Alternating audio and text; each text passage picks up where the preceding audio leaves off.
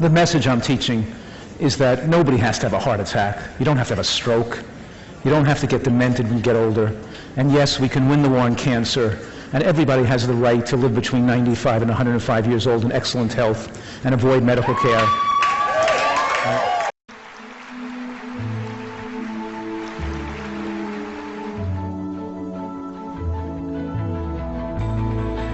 Talking about diabetes and hypertension and bone diseases, osteoporosis. Prostate cancer is now the most common cancer in American men.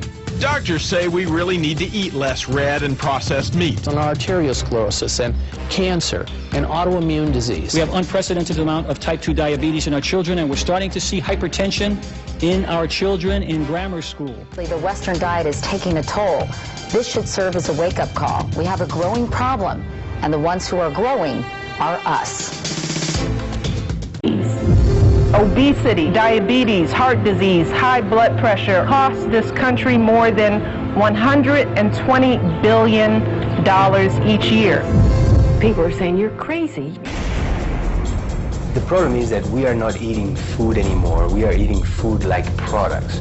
And they are adorned. They are made to look better and smell better so that people are attracted to them. It's not your fault. You're programmed to put on fat whenever there is food available.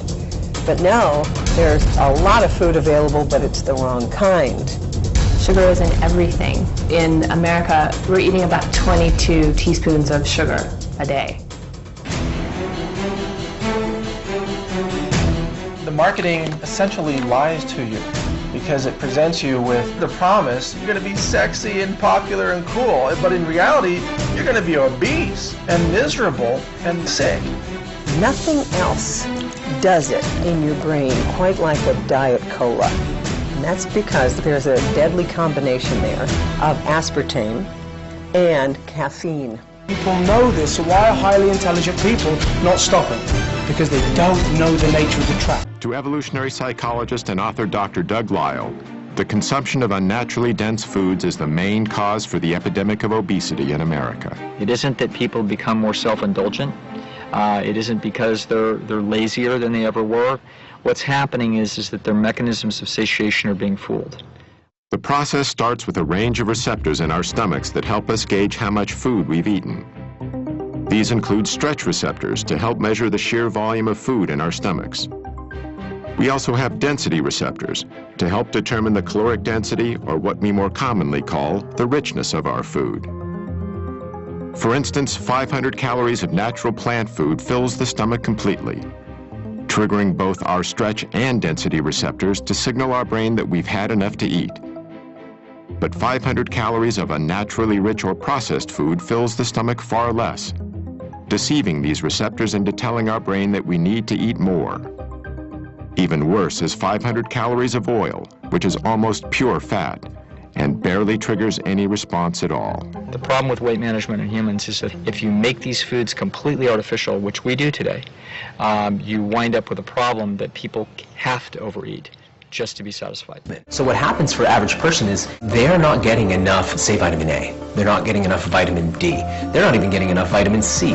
They're chronically starved of nutrients, so they keep eating and eating and eating, but the foods that they keep eating don't have enough of these nutrients for them ever to get the stock that they need. But what those foods do have is a lot of calories. So what happens is they start to pack these calories onto their body in the form of body fat, and the body starts to accumulate or bioaccumulate too much, not just fat, but also all the associated pollutants that are in that food supply. Everywhere you look, it seems a heart attack is just waiting to happen. More than 1 million heart attacks a year. That's one just about every 30 seconds, just in the United States. If you haven't had a heart attack yourself, you likely know someone who has. What doctors commonly call coronary artery disease is usually caused by a condition of the arteries that supply the heart with blood. What happens is that over time, a fatty substance in the bloodstream called cholesterol builds up in the coronary arteries, restricting the blood flow to the heart. This can ultimately cause several problems, from severe chest pain called angina to heart attacks. You don't die with your first plaque. You develop atherosclerosis blockages really your whole life for many, many years before it causes a heart attack or a stroke. Coming up, plaque starts in childhood. Did you ever wonder how seemingly healthy people can have a heart attack? This may surprise you. Most heart attacks happen in people with no symptoms, in people whose arteries are less than 50% blocked. Here's how. Cholesterol can cause unstable bubbles or blisters of plaque to form in your arteries. These can be incredibly dangerous. Most are covered by a cap, but inflammation and stress can cause the cap to thin and rupture, resulting in a clot that blocks the flow of blood to the heart. Robbed of oxygen, the heart muscle can't function properly. Heart attack. What exactly do they mean by sudden cardiac death? It's defined as the sudden, unexpected natural death from a cardiac cause, a short time, generally less than an hour, after the onset of symptoms in a person without any known previous condition. Most know that the #1 killer of both men and women in the United States is heart disease.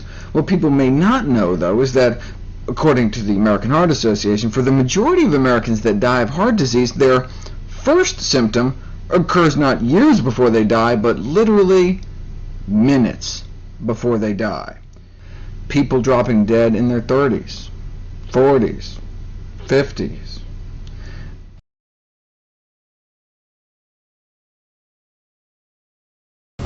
Yeah, heart disease, #1 cause of death. But what if your cholesterol is normal? Right? Hear that all the time from patients, right?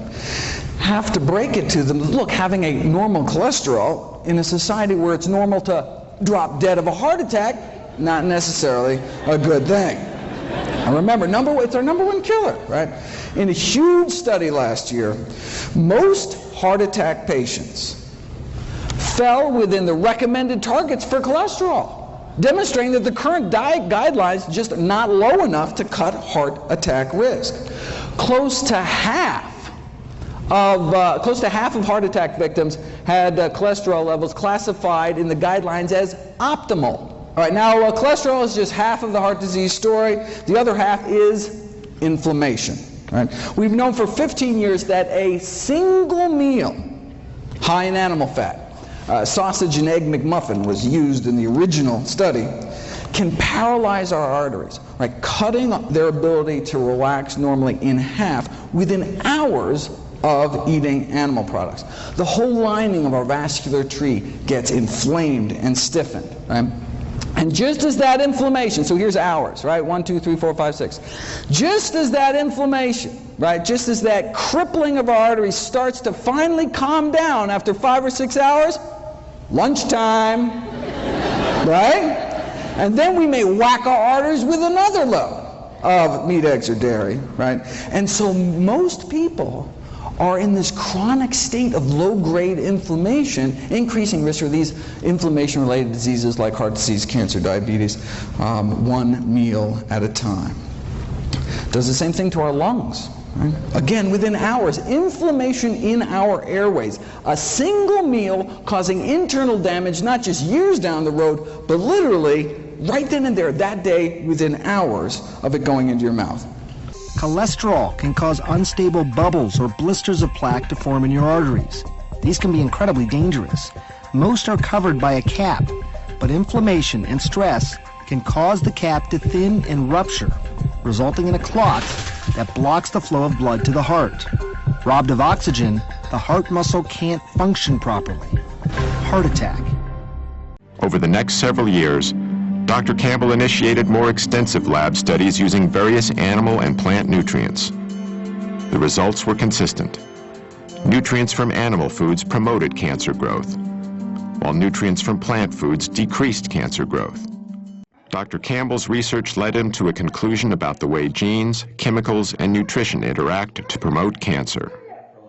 Cancer starts with genes. It might be genes we're born with, it might be genes that are actually changed by a chemical. So those genes become capable of producing cancer cells. Whether we do or don't get cancer is primarily related to how we promote those cancer cells to grow over time. That's where nutrition comes into play. They go much more rapidly when they were fed animal protein. Dr. Campbell and other nutritional scientists have found that only a small percentage of cancer cases are caused solely by genes. The New York Times called it the most comprehensive large study ever undertaken of the relationship between diet and the risk of developing disease. For Dr. Campbell, he finally had large-scale data on people, and it was remarkably consistent with his earlier discoveries. These are the estimated amounts of animal foods produced in 9 countries, a figure that's closely related to animal food consumption. These are the numbers of deaths due to heart disease and cancer in the same countries. Because we learned that animal protein was really good in turning on cancer.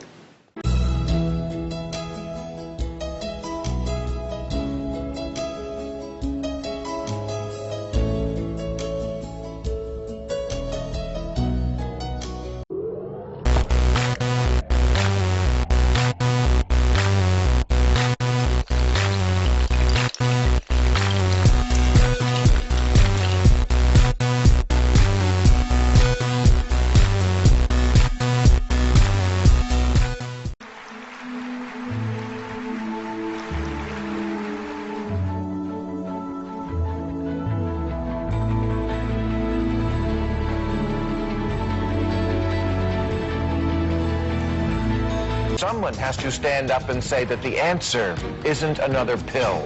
The answer is spinach. We got these 2 world-class scientists, Dr. Caldwell Esselstyn and Dr. Colin Campbell. You have Dr. Campbell, one of the top biochemists in the world from Cornell University, and Dr. Esselstyn from the Cleveland Clinic. They both grew up on farms.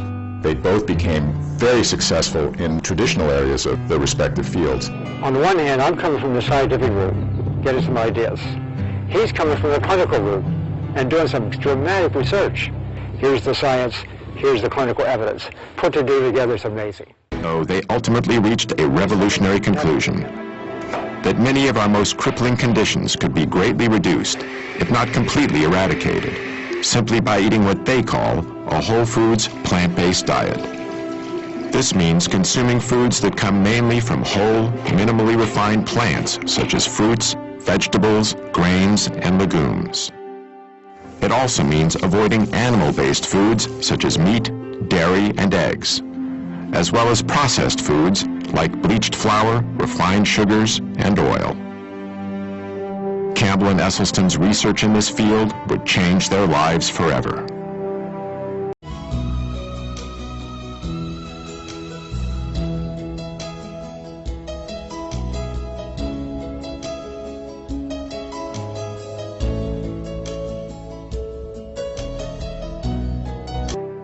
The nutrients that are typically found in plants tended to prevent cancers of different kinds. They all had halted their disease. There was no progression. They change their diet. That's the only thing they do.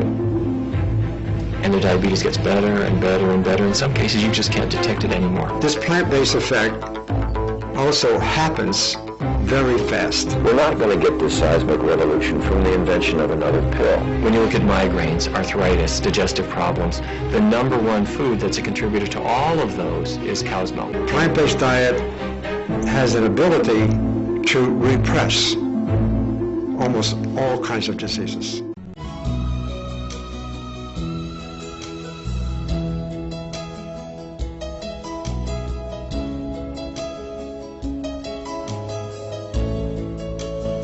You just keep looking better and better. You look fantastic.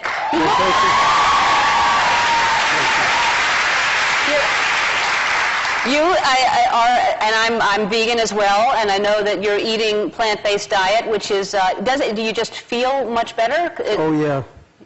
I think, I would say this, particularly if you're older when you start this, first, it's just a good thing to do. It'll be healthier for you, and you put less stress on your cardiovascular system. But if you're older and you've had heart problems like I did, you can go vegan and still get in trouble. Yeah. If you eat too much white, like processed carbs. Right.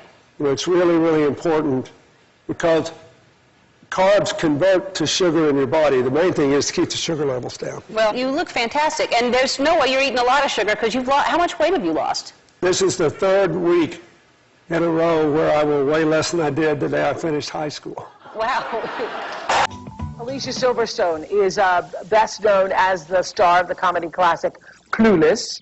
But what you may not know is that she had severe asthma, insomnia, full-blown acne, and was constantly constipated.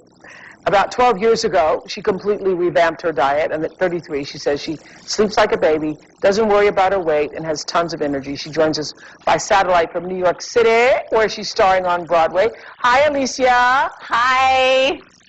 So nice to see you. Yes, I love your book, The Time Diet. I really have been reading it and taking great recipes from it, so thank you very much. What did you do to start feeling so good? Well, I stopped eating meat and dairy and processed foods, and you may think, well, then what do you eat? But I actually started to eat really incredible, delicious food that's easy to make and makes me feel amazing. My skin changed drastically, my body changed, my energy level. I used to have all those white marks on my nails, and they were very brittle, and now they're so strong I cannot bend them. And my eyes got really white, and I feel like I look less puffy, and it feels amazing. Hey everyone, I thought I'd say hi on my birthday. Most people, when they hit 50, they go like this. They go, oh no, it's the end of the world. Ah! Well, how old do you feel? How old is your body? How old are you up here? You know, here I am. Look at me when I was 27.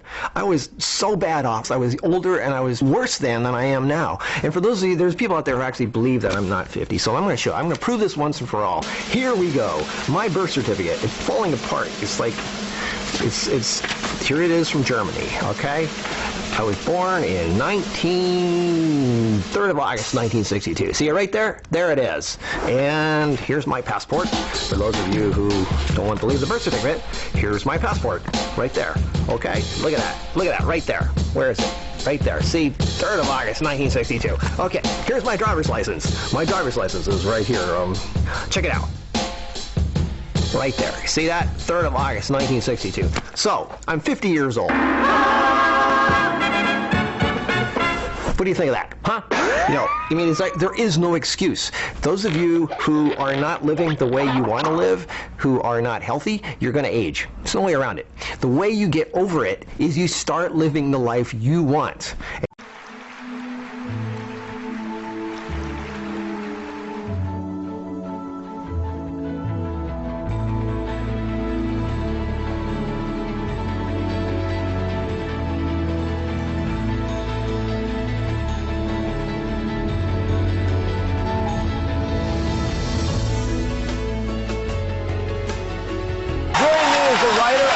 Of Forks Over Knives, Lee Fulkerson. Lee, thanks for joining us.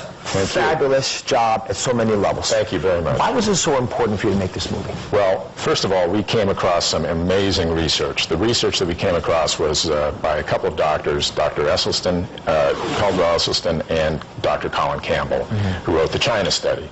And we just felt that information was so powerful and so well presented and such a depth of scientific information that we felt it was a story that needed to get out to a much broader segment of the population. And you got personally involved in this. You ended up changing the way you eat. You adopted a whole plant-based lifestyle. Yeah. So I've got your results. And maybe if I can't share it with everybody. Absolutely. So you did weigh at the time 231 pounds. Blood pressure, 142/82.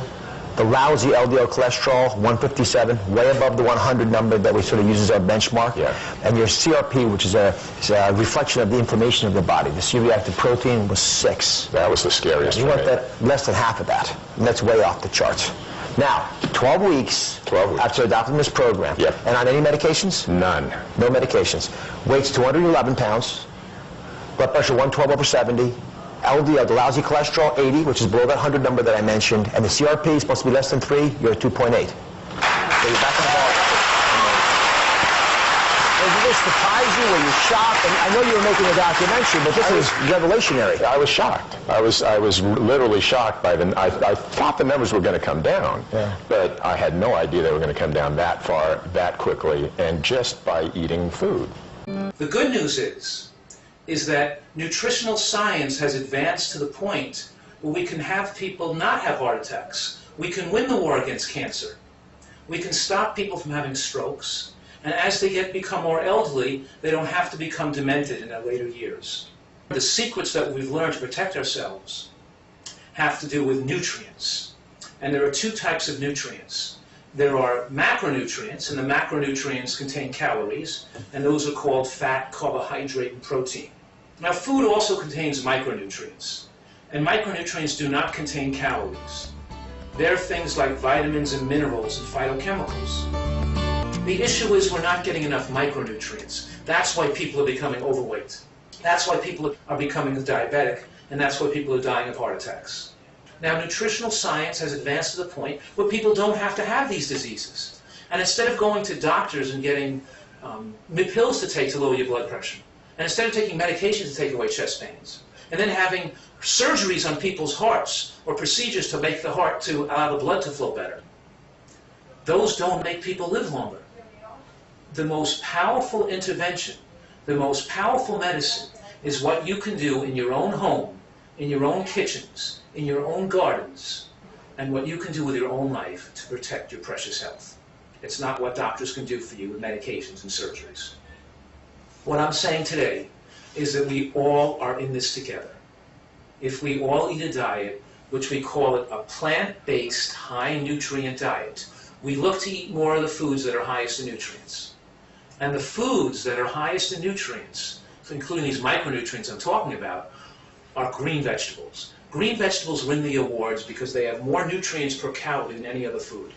Now take a piece of broccoli or some cabbage or kale that also is high in protein, because don't forget, green vegetables are high in protein. That's how come gorillas, hippopotamus, rhinoceros, elephant, and giraffes get so big, because they eat green vegetables, eat a lot of protein. And green vegetables are high in protein. But here you have the protein packaged with lots of micronutrients, with the phytochemicals, with the antioxidants, with the things that make the body age slower, and we keep our youthfulness, our vigor, and our good health into later years.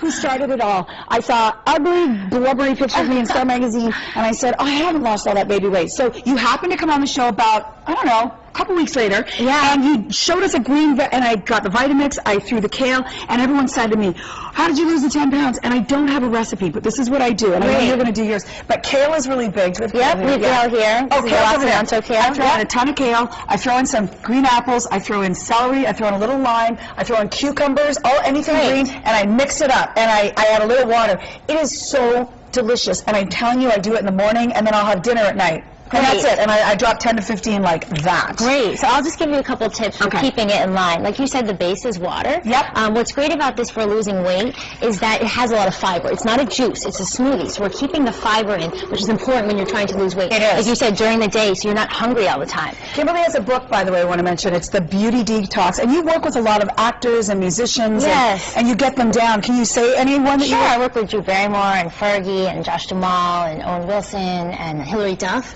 And you just get them in shape for movies. That's right, and roles and just energy as well, and just for looking their best. Right. So this is the heart of the smoothie, as you mentioned. Kale. Kale, spinach, romaine, dark leafy greens. They're the most nutritionally dense of all foods. The USDA minimum requirement is 3 cups a week. In one serving of this, you're getting 4.5 cups a day. And FYI, this tastes really, really good. So we're putting in a lot of greens. Right. But I noticed that you've got, what is that? Oh yeah, so this is parsley and cilantro. Nice. This is great for weight loss as well. I haven't done that yet. Part of weight loss is detoxification, and these herbs actually help pull heavy metals out of your fat cells. What you have to do also is not drink. I had to give up the wine and just all the carbs. Like I didn't do a lot of rice or pasta, potatoes, or. And again, some celery, like you said, which is great. It's a diuretic. Citrus is really important, and the reason is it has a lot of vitamin C, which is going to help your body absorb the iron in the greens better, and it also helps support your liver, which is your main fat burning organ. So definitely include lime or lemon. in. Okay. And Are then you following this, Steve? Because you're pretty healthy. And Following anything that Kimberly says. he's been doing juicing for a long time. This is just a different... This is a different... Now, there's a little bit of fruit. You can see that most of it is green. Yes. This is not a fruit smoothie. This got is apples and pears in there. Pear, and you can even put a little banana. By the way, fruit smoothies are very fattening. I mean, if you go to Jamba and buy all that fruit, No, it ends up no, in no. sugar. It's horrible. Exactly. This is what's going to keep you full, and it's going to give you all the But people nutrients you think, need. oh, I'm doing something really healthy. Jamba doesn't offer veggies. I found a place, Robux, they do like the ABC, apples, carrots, and beets. Perfect. And also, if you you can do this in any blender, but this is a Vitamix, which is really, really strong. It's so easy and easy to I want to make. mention, for men's, you turn that on. My husband, what he does every day is he'll put a scoop of chocolate protein powder with a banana and peanut butter and almond milk. And his vitamins. He throws his vitamins for the day in, and he's good to go. And he's lean. Well, look at how fast I made that. Yes. It's green, but as you mentioned, it tastes delicious. And this will Dorothy's keep coming you over full. for one. I just want to try a sip. Okay. That one over there. Try some, yeah. And this is great for your skin as well. It's going to make your skin look really good. It's going to give you a lot of energy, and it will help you lose weight. Juicing is important for two main reasons. People often say to me, well, why don't we just eat it? That's a good question, first of all. Why don't we just eat it? We don't. So that's the first thing to address. The point is that most people don't consume enough raw fruits and vegetables in a spectrum of colors. Juicing is important as well because it's easy to absorb. It's the ultimate fast food. People say, I want a fast food diet, get juicing. Because, if you think the average dinner will take anything from 4 to 16 hours to leave the stomach and the body try and digest it, freshly extracted juice is the 15-minute nutrient express to health. That's what it is. It goes into your stomach, requires 15 minutes into your cells. And also, let's be fair, you will consume far more raw, fresh vegetables, the kind of vegetables you wouldn't ordinarily eat. Juice mixed with a little bit of apple, a little bit of pineapple, a little bit of lime. You can jazz up some of these juices so they taste divine.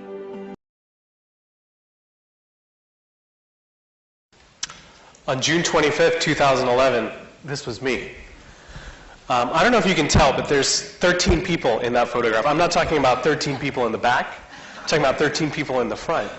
That's my wife, that's my son, and that's me. And there's about 10 bowling balls in that photo that shouldn't be there, but they were there. And in 2011, I heard a fact that changed my life. What I heard was that if you are obese, the likelihood of your child being obese increases by 50%. Let me say that again. If you are obese, the likelihood of your child being obese increases by 50%. But this year, I knew that something had to change. I knew that this year it couldn't be the same. Because it wasn't just about me and my decision. It was about how my decision was having a negative impact on my son's life. I knew why I needed to change, but I didn't know how I could make that change. And then it happened. I saw a documentary called Fat, Sick, and Nearly Dead, and I found my how. It was a story about an ordinary man named Joe Cross who decided that he would change his life by going on a 60-day juice fast, and he would lose weight. And as I watched Joe struggle day in and day out with his weight loss and his journey, I began to sympathize, and even better, I began to empathize because I knew what he was going through. I struggled with my weight my entire life. And I knew in my head that I should be able to do this. I should be able to figure this out. And I have to do it. There's no longer an option. I need to make this happen. And I'll ask you one thing. I'll tell you that you don't have to wait a single minute to start making positive decisions in your life to improve it and improve the life of your family around you. And remember, it is not about the juice. It is about the journey and the influence that I had on my son. I'll show you a quick video. Aunt, what are you doing, Bida? Push it, push it. I'm juicing. What kind of juice are you making? I make tomato juice. And now you're going to make carrot juice.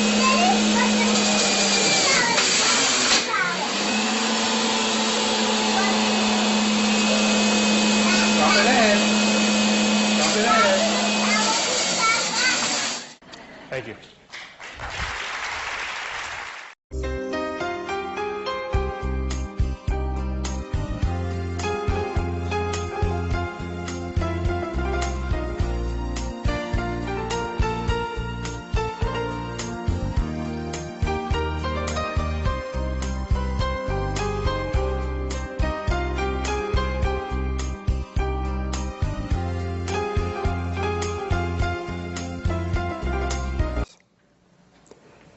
Now, when people think about whole plant-based foods, we've known for a good long time, our grandmothers told us and mothers told us that it prevents future disease.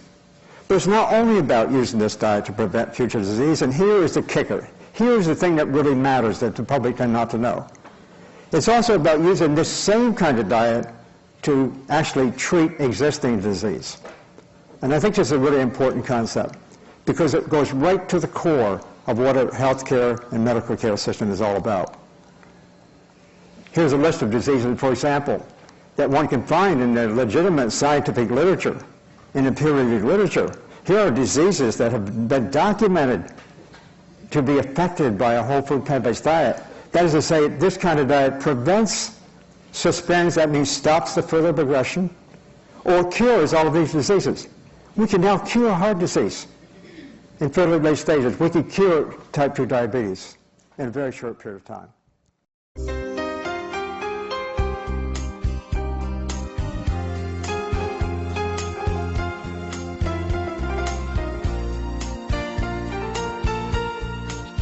These results were astonishing. The diet produced something that medication and surgery never had before: actual reversals of heart disease. The biological mechanism that caused these reversals centers on the lining of our veins and arteries, the endothelial cells.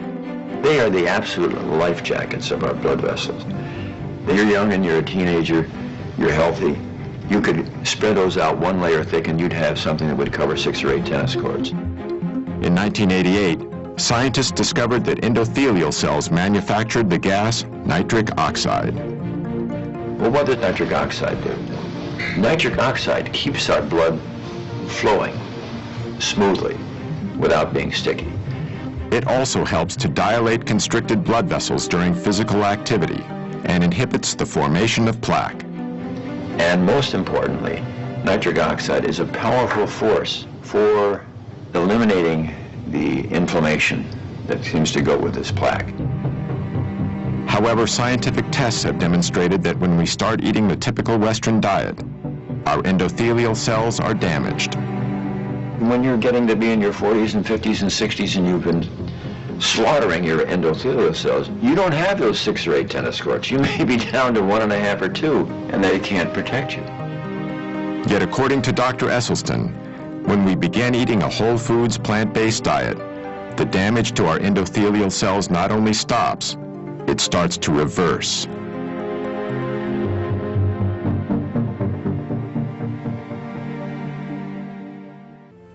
When he learned of Campbell's research, Esselstyn removed dairy products from his patients' diet.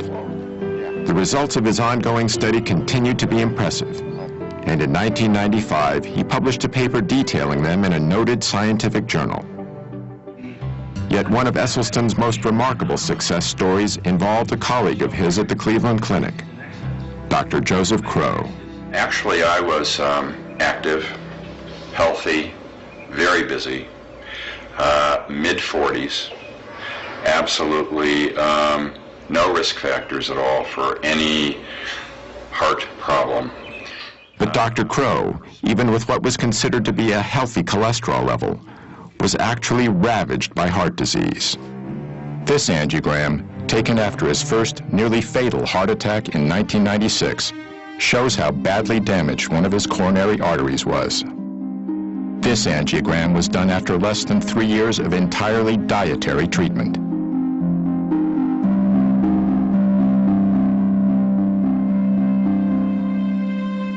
Dr. Crow is fortunate.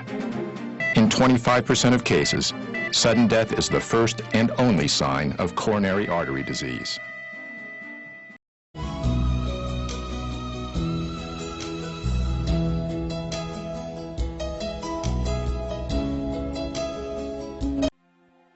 Like a lot of women, Kintz did not experience the classic chest pain, but rather fatigue and a pain in her jaw. He said, you're going to have open heart surgery. He says, I can fix you today. I can just take you right down to OR and I can operate on you right now. My son was in there and he was ready to wheel me down to the operating room because he is frantic, you know, it's terrifying. What Kintz did next may surprise you. She turned the surgeon down cold. said no to open heart surgery and decided to take a chance. I bought some parsnips the other day. Always have sweet potatoes on hand. Using food as medicine. I love these. These are wonderful. So like President Clinton, Kentz has given up the food she loves, like butter and cheese. She's betting her life on Dr. Esselstyn's diet. She had a heart attack. Oh, yeah, I know. You know Sharon. Oh, yeah. Doctors recommended she have an intervention. She's not doing it. Is there a downside? Could she be putting herself at risk? No. I think that's an excellent question. In hundreds of patients, data now going back over 20 years, and this most recent study about a decade, once they start eating this way, you'll make yourself heart attack proof. Heart attack proof. We know that if people are eating this way, they are not going to have a heart attack. Esselstyn thinks heart disease is completely preventable, no matter what sort of family history you have, simply by eating right. It's a foodborne illness, and we're never going to end the epidemic with stents, with bypasses, with the drugs, because none of it is treating causation of the illness.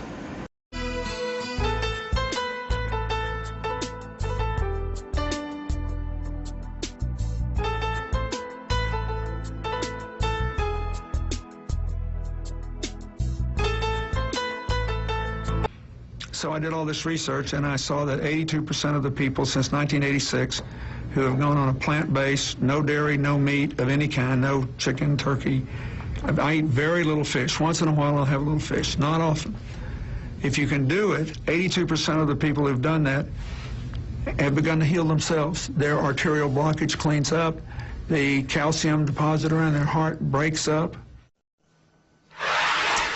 Let's discuss what the former president said with the doctors behind the diet that helped Mr. Clinton change his life. Dr. Caldwell Esselstyn is the author of Prevent and Reverse Heart Disease, and Dr. Dean Ornish is the author of The Spectrum. Let me go to Dr. Esselstyn first. He mentioned both of you for inspiring him to begin this diet. Walk us through this diet, Dr. Esselstyn. Why is this diet so good, especially for those individuals who have a history of heart disease? Well, thank you, Wolf, for having me on this evening with my good friend Dean Ornish.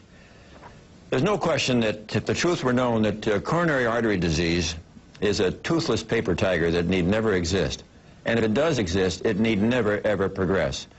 What we've heard from President Clinton is the remarkable change that he's been willing to make to remove completely from his nutrition those foods which we know will devastate and injure the inner lining of your arteries. And the remarkable thing is the capacity that the body has to heal itself.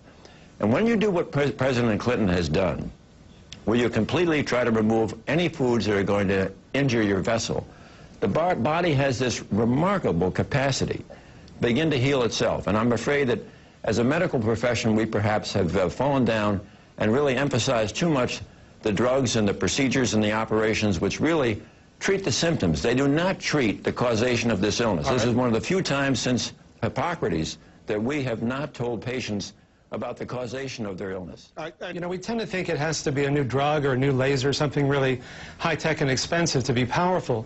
And what we've done in more than 33 years of research is show that these simple changes that we make in our lives, like what we eat, how we respond to stress, how much exercise we get, and how much love and support we have, can actually begin to reverse, not just prevent, but actually reverse chronic illnesses like heart disease and so on.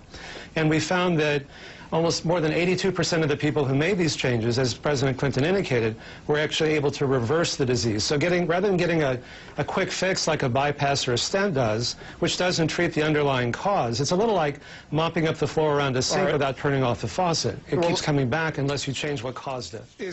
And we all know that lifestyle changes can help prevent disease. We've been able to show that you can actually reverse the most common diseases, which is not only more effective in many cases, but a whole lot more cost effective. And all these things were thought impossible before we were able to show that they could actually be done. To me, that's part of the value of science, is you can actually show and prove that things can give people new hope and new choices. We began with heart disease. If you see a picture on the upper left, it shows one of the arteries that's narrowed. It's an X-ray, a frame from an X-ray movie called an angiogram. And where the arrow is where it's blocked there, so the blood can't get through to feed the heart. A year later, in the upper right, you can see it's wider. And because the blood flow is an exponential function, even small changes in the blockages can cause big changes in the blood flow. And what you're seeing on the lower left is what's called a cardiac PET scan. And blue and black means no blood flow. You can see there's a big part of the heart in the lower left picture that's not getting enough blood flow. But a year later in the lower right, it's turned orange and white, which means that it's getting a normal amount of blood flow. That had never been shown before. And so if you looked at all the arteries in all the patients, in the red line, they got worse after 1 year and even worse after 5 years. These were the control group or comparison group of people who were making more moderate changes. They didn't go far enough to even keep the disease from getting worse. But in the green line at the bottom, there was some reversal of the arteries. The arteries got less clogged after 1 year and even less clogged after 5 years. I want to just show you a video, put a human face on this. 25 years ago, I had 5 restaurants in San Francisco. It was a great life. I smoked 6 cigars a day, 10 cups of coffee, a lot of wine. It was wonderful. And I had a massive heart attack.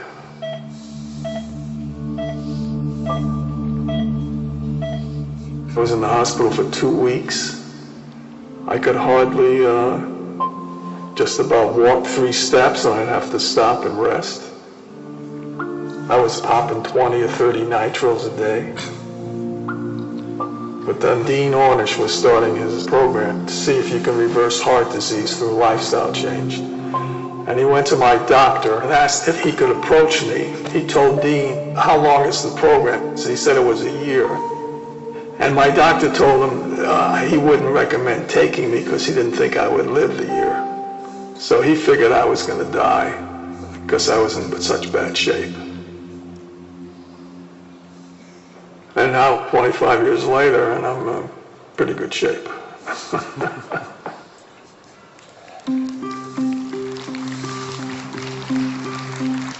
So I wanted to show that this, by the way, is from a documentary film called Escape Fire that'll be opening in theaters nationwide on October the 5th. And the filmmakers hope to do for integrative medicine what An Inconvenient Truth did for global warming, to really raise awareness about that. But I wanted to show you as an example of why I'm so passionate about doing this work. I mean, this is a guy who literally couldn't walk across the street without getting chest pain. He couldn't have sex. He couldn't work. He couldn't take a shower without getting pain. And within a few weeks, he was essentially pain-free. And he's remained that way now for 25 years. And so this is not our best case. This is representative of what people do when they make these simple changes. People think it has to be a new drug or a new laser, something really high-tech, as I mentioned earlier. And it's often hard for people to believe what a powerful change these simple things can do.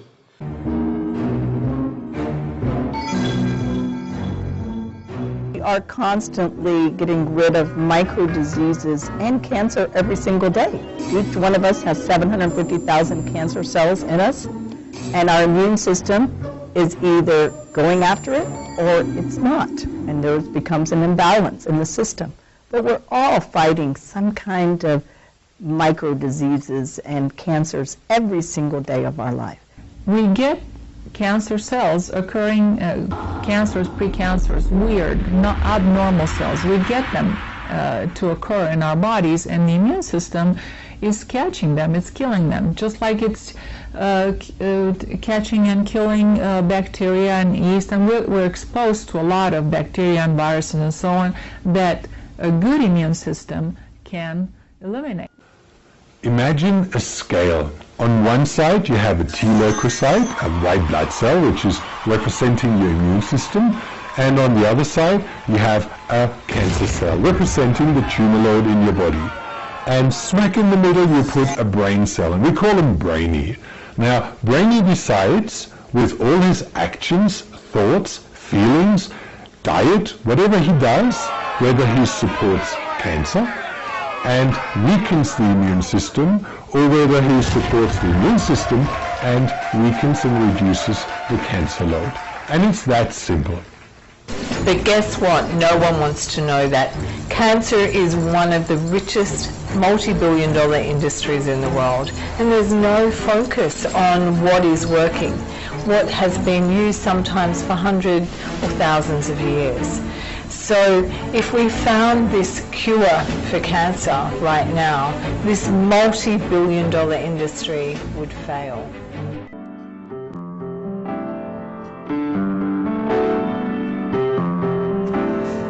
The body has what Dr. Gerson called a natural healing mechanism. If it didn't, every time you cut yourself, you would have an infection and die. Every time a woman in the kitchen burns herself, she would get an infection because the skin is broken and die.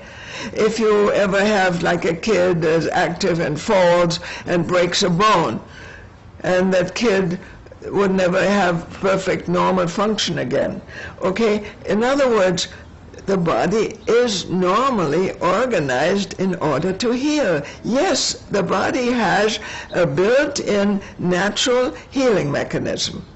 And Dr. Gerson was definitely of the opinion that only thing you have to do is restore and rebuild the body's healing mechanism, which is being suppressed and damaged by the chemicals and the pesticides and the fungicides and the poison in the water, the fluoride that they put in the water and things like that.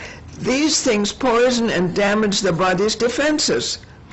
Actually, when the defenses are in order, your immune system, your enzyme system, your hormone system, your essential organs like the liver and the lungs and the brain and the heart, if those organs are in order, cancer is impossible.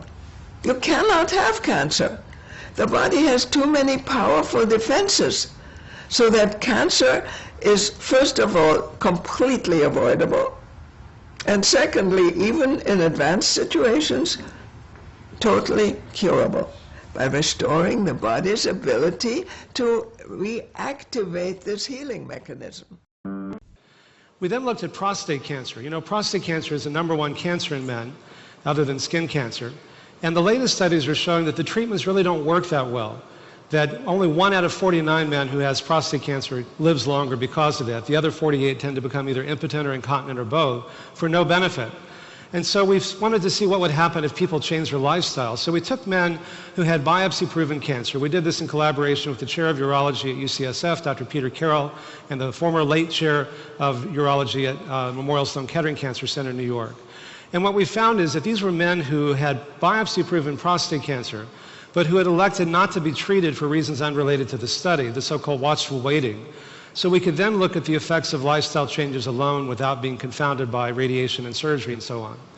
And what we found was that the PSA levels, which as you know is a marker for prostate cancer, went up or got worse in the comparison group who didn't make changes to this degree, but went down or got better in the group that did. And here again, the more people changed their diet and lifestyle, the lower their PSAs went.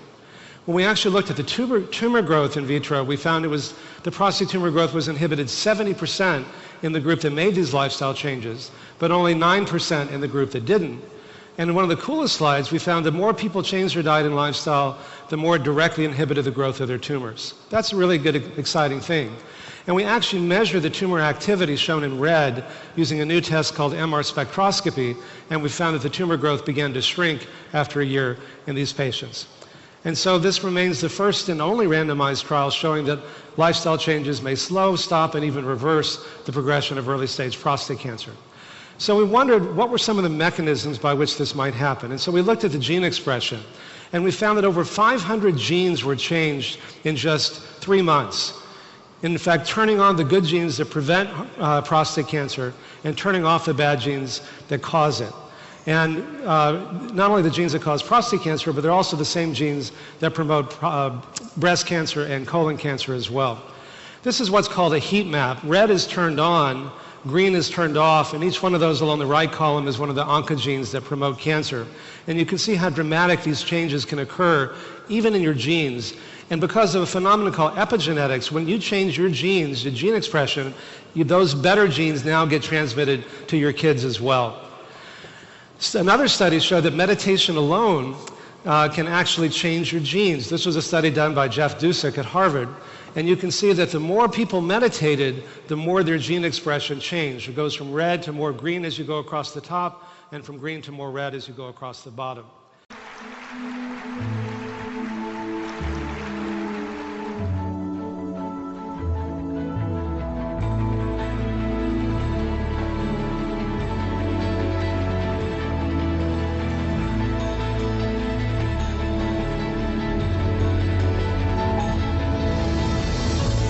we can get dramatic reductions in cancer. We all know that a low-fat diet that's high in vegetables is part of the recipe for good overall health.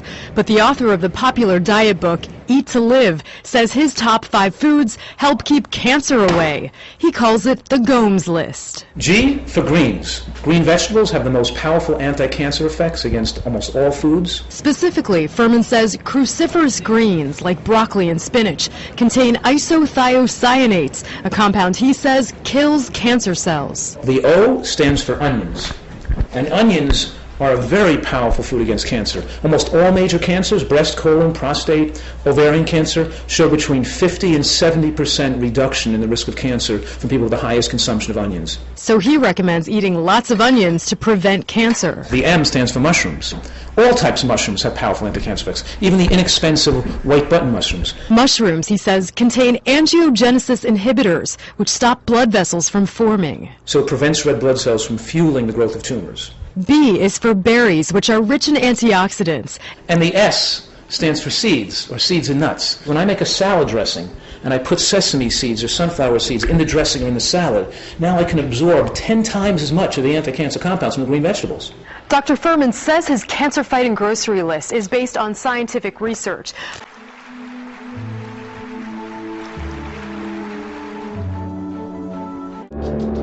So I decided to experiment. It was, I was fighting for life here. What if it works? Yeah. So I went to the farmer's market, got a lot of veggies, beets and kale and all sorts of things. It all didn't look attractive to me because there was no dessert there. And then I cleansed for 3 days, just juicing and detoxifying my body. Just after 3 days of cleanse, I lost 7 pounds. After 4 months of continuing healthy diet, I was cancer-free. My skin cleared. It was first time ever that I lost weight naturally so fast. I came here 3 years ago, tired, old, and feeling very much in pain. I suffered from chronic fatigue syndrome and fibromyalgia. I went through the 3 weeks and I felt amazingly better. I literally fell in love with this lifestyle. I had no more symptoms, no more chronic fatigue, no more pain. I was diagnosed 10 years ago with breast cancer. I spent a year doing research, came to Hippocrates, started the lifestyle, cured myself. I am here to tell you that I've had no surgery, no chemo, no radiation, and the quality of my life is so high. I'm filled with joy and love.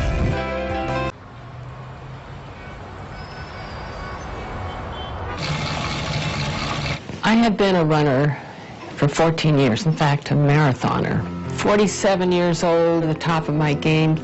In 1982, Ruth Heydrich's running career came to a sudden stop when she was diagnosed with breast cancer. After a mastectomy, her doctors recommended chemotherapy and radiation to treat the cancer that had by then spread to her lungs and bones. Ruth decided to visit Dr. John McDougall instead. And I said, Ruth, I spent my residency collecting information on diet and breast cancer. And it's all in these files right here. Sit in my office and read through it and see what you think. He said, these are the studies that show what I'm trying to prove is that diet can reverse breast cancer. And she read it, and she comes out and she says, okay, I've changed my diet. She changed her diet. So he showed me how to eat, no added oils, lots of fruits and vegetables, whole grains. Ruth then started training for the Ironman Triathlon in Hawaii, which combines running a marathon with long-distance biking and swimming. I became obsessed. Kept up the running, of course, never stopped, and then added swimming, biking, and for good measure, lifted weights. And people are saying, you're crazy. You're a cancer patient. You should be resting. Doctors told me this. I felt so good. I felt fit, and I wanted to maintain that level of fitness. And I felt sure that if I had a healthy body and I was putting the right food into it, that I could beat this cancer.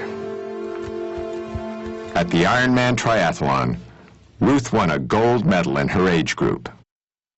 Stuck with the diet, found out my arthritis disappeared, my constipation disappeared, my dandruff disappeared. No sign of depression, which you might expect with a cancer diagnosis. I felt renewed, invigorated, and out to show that diet is so much more important than anybody ever thought.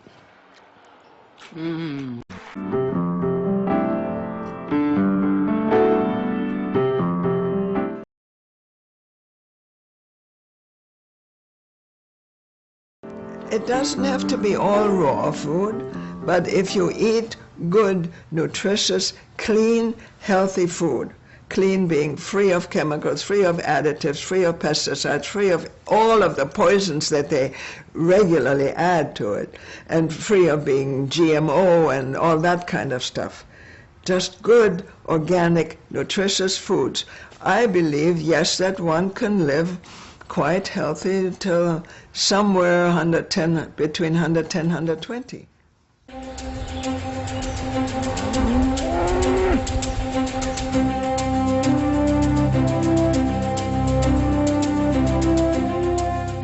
Now well into their 70s, Doctors Campbell and Esselstyn are both vital and active.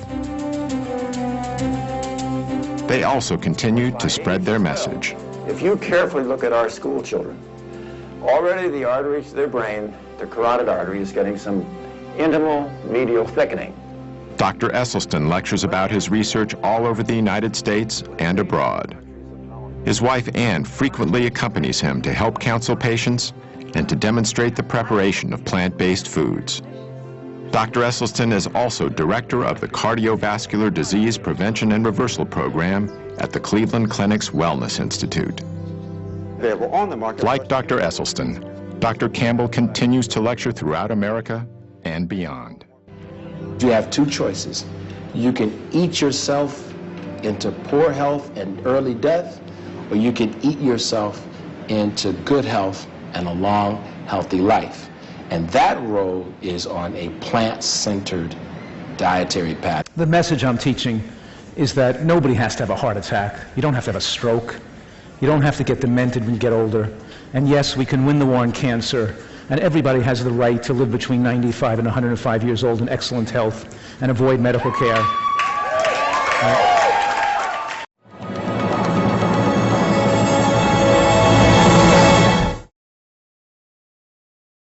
What if I told you that I had a magic elixir? One that could prevent and reverse almost every chronic disease. One that could solve the healthcare crisis. One that would bring more compassion into the world. What if I explained that my elixir could help heal the planet's devastation? That it could save billions of animals a year and prevent their pain? That it could feed the hungry throughout the world? That it encourages peace, community, and benevolence? This potion, it's free of cost, and there's plenty for everyone. Would you believe me that it exists? Would you be shocked at its simplicity, mesmerized by its obviousness, eager to try it? Would you be frustrated that nobody had told you this information prior to now, like I myself was, when as a teenager, I randomly stumbled into this brilliant book by John Robbins called Diet for a New America, and it changed my life forever. Indeed, this elixir exists everywhere, and it is perhaps one of the sole commonalities we share amongst all the living on Earth. It is readily available to most, and I know with confidence that it is the most potent possibility we have to save our future, that of our species, the planet, and life as we know it. Okay, granted that may seem a little hokey. I agree. At first glance, my proposal may seem implausible. But hear me out, and then decide. Eating a whole food, plant-based diet is this magic elixir, the secret ingredient to all these extraordinary outcomes. Sustaining yourself on vegetables, fruits, whole grains, legumes, nuts, and seeds can and will provide all the aforementioned benefits. I grew up eating animals, like most people in our country, but once I started considering my food choices, I recognized that I didn't really want to eat animals. And the more I learned, the more I saw that I was healthier if I didn't eat animals, and that I had a much lighter footprint on our planet. The livestock industry is a greater contributor to global warming than the entire transportation industry, according to the United Nations. So by eating meat, milk, and eggs the way we are, we're harming our own health, we're slaughtering 10 billion innocent animals every year in the U.S., and we're destroying the planet. Dr. Furman has a vision about how everyone can enjoy a healthier, happier, and more productive life. We have to appeal to our governors and our government, our educators and our teachers and our farmers. We have to all work together as a team to bring healthy food into the schools, to bring healthy plant foods into our homes.